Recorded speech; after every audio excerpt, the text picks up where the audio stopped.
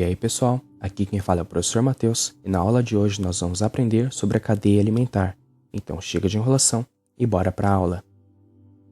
Para começar, nós vamos lembrar um pouco sobre o aspecto biológico. Alguém aí se lembra? Se não, fica tranquilo que eu vou te ajudar nessa. Nós vamos começar falando um pouco dos átomos, que quando se juntam com outros átomos, formam as moléculas. Essas moléculas, quando se juntam com outras moléculas, formam os orgânulos.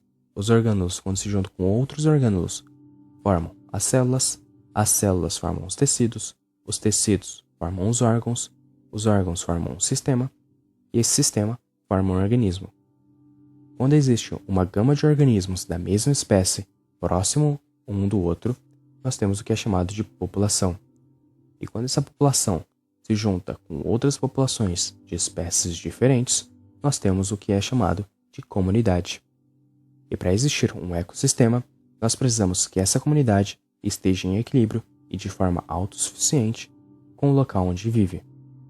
Por exemplo, nós precisamos que eles se adaptem ao terreno que eles moram, com a temperatura que eles estão, com o vento ou até a amplitude do local que eles se situam. Se tudo isso estiver em equilíbrio de uma forma autossuficiente, nós temos o ecossistema. E quando nós temos uma gama de ecossistemas próximos uns do outro, nós temos o que chamamos de biosfera. Para continuar, nós vamos precisar relembrar alguns conceitos básicos de ecologia. Ecologia é a ciência que estuda a relação entre os seres vivos e o seu ambiente. Habitat é o local onde o organismo vive. E nicho ecológico é o papel que o organismo desenvolve no meio ambiente, sendo produtor, consumidor ou decompositor. Níveis tróficos. Os níveis tróficos não são nada mais do que grupos de organismos que possuem o mesmo hábito de alimentação e que conseguiram seu alimento pelo mesmo número de passos em uma cadeia alimentar. Por exemplo, todas as plantas ocupam o mesmo nível trófico, sendo todas elas produtoras. Agora, os principais níveis tróficos são os produtores, os consumidores e os decompositores. Os produtores são capazes de produzir o seu próprio alimento, ou seja, são seres autótrofos, geralmente algas e plantas. Os consumidores são organismos heterótrofos, ou seja, organismos incapazes de produzir o seu próprio alimento e que assim necessitam consumir outros seres vivos para poderem sobreviver, como é o caso dos herbívoros, carnívoros ou onívoros. Os decompositores são organismos que decompõem a matéria, sendo em sua maioria bactérias e fungos. Aqui nós podemos ver uma imagem de uma pequena cadeia alimentar, onde nós começamos por uma planta, que serve de alimento para o gafanhoto, e o gafanhoto serve de alimento para o sapo. E quando esse sapo morrer, ele vai servir de alimento para o decompositor. Uma coisa interessante é que todos os três, tanto a planta, quanto o gafanhoto, quanto o sapo, quando morrem, se não consumidos por outros seres, eles vão ser o alimento dos decompositores. Uma cadeia alimentar, você pode defini-la como um traço, e no início você coloca o produtor, e no final o decompositor. Inicialmente, o produtor ele tem que sempre ficar na frente, porque eles são seres autótrofos, fotossintetizantes e quimiosintetizantes. O que isso significa? Que eles produzem a própria energia através da fotossíntese. Depois do produtor, nós sempre vamos vir com um consumidor primário. Esse consumidor primário normalmente pode ser herbívoro ou onívoro. E assim, nós vamos consequentemente mandar para o consumidor secundário, que é o que consome o consumidor primário. O consumidor secundário serve de alimento para o consumidor terciário, e o consumidor terciário, quando morrer, serve de alimento para o decompositor. Aqui nós temos mais alguns exemplos de cadeias alimentares. A cadeia alimentar marinha, ela começa pelo fitoplâncton, que serve de alimento para o zooplâncton, que serve de alimento para alguns peixes pequenos, que são um alimento de seres médios, que servem de alimento para os seres grandes. E por fim, esses animais grandes vão servir de alimento para os decompositores quando eles virem a morrer. Nós também podemos ver que as plantas também servem de alimento para os seres marinhos. Aqui nós podemos ver que algumas plantas do fundo do mar servem de alimento para o caramujo serve de alimento para os peixes pequenos servem de alimento para um peixe grande, e esse peixe grande serve de alimento para essa garça. E quando essa garça morrer, ela vai servir de alimento para o decompositor. Agora, a teia alimentar é o conjunto de relações alimentares entre várias populações de uma comunidade biológica, resultante de uma integração de diversas cadeias alimentares. Aqui nós temos um bom exemplo do gavião. Ele pode ser tanto consumidor secundário quanto consumidor terciário. Nessa primeira, a verdura começa sendo o alimento do coelho, o coelho passa a ser o consumidor primário e serve de alimento para o gavião, que passa a ser o consumidor secundário.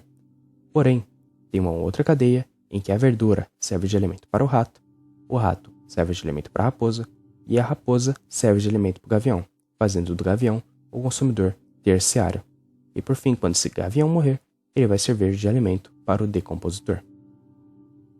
Agora nós vamos falar um pouco das pirâmides biológicas. Vamos começar pela pirâmide de biomassa, que é voltada para o peso, em grama por metro cúbico. Aqui nós podemos ver que por metro cúbico nós temos 1.000 gramas de gafanhotos. Errou feio, errou rude. Bom, agora nós vamos falar das pirâmides ecológicas, iniciando pela pirâmide de biomassa, onde nós podemos ver que há 10.000 gramas por metro cúbico de produtores. E para o próximo nível trófico, o consumidor primário, nós temos apenas 1.000 gramas, e assim, subsequentemente, diminuindo a quantidade de biomassa por grama por metro cúbico. Isso também ocorre na pirâmide de energia, onde o comprimento é proporcional à quantidade de energia acumulada. Nós podemos perceber que os produtores têm muito mais energia do que qualquer outro consumidor. Isso porque, além deles produzirem a própria energia, eles guardam. E quando o consumidor se alimenta dos produtores, há muita dessa perda. Já um caso interessante é a pirâmide de números, onde ela pode ser invertida, como na foto à esquerda, ou ser normal, como na foto da direita. Nós podemos perceber que na da direita, 1.000 plantas servem de alimento apenas para 300 gafanhotos, e esses 300 gafanhotos servem de alimento para apenas 20 aves. Porém, na foto da esquerda, nós percebemos que 3 ipês, que é uma planta grande, serve de alimento para 1.000 besouros, e esses 1.000 besouros servem de alimento para 20 aves. Isso não ocorreria, essa inversão, se fosse na energia ou em biomassa, mas como é apenas números, pode existir essa inversão. Uma coisa interessante que vocês têm que saber é que, se acontecer algum problema da extinção de algum ser vivo, ocorre um grande problema na teia alimentar do planeta. Por exemplo, se a coruja deixa de existir, há uma grande infestação de ratos e esses ratos consomem muitas verduras e muitas graminhas. Se esses ratos consumirem quase todas as verduras e essas graminhas, vai faltar alimento tanto para a zebra, quanto para o coelho, quanto para os insetos, e vai assim afetar toda a cadeia alimentar. Então fiquem ligados e protejam sempre os animais. Agora nós vamos resolver alguns exercícios. Observe o esquema de cadeia alimentar abaixo e faça o que se pede. Nós podemos perceber que esta árvore, os frutos dela servem de alimento para o rato serve de alimento para a cobra e a cobra serve de alimento para o gavião. E todos os três servem de alimento para o fungo decompositor. Bom, A. Qual é a letra que representa o produtor desta cadeia alimentar?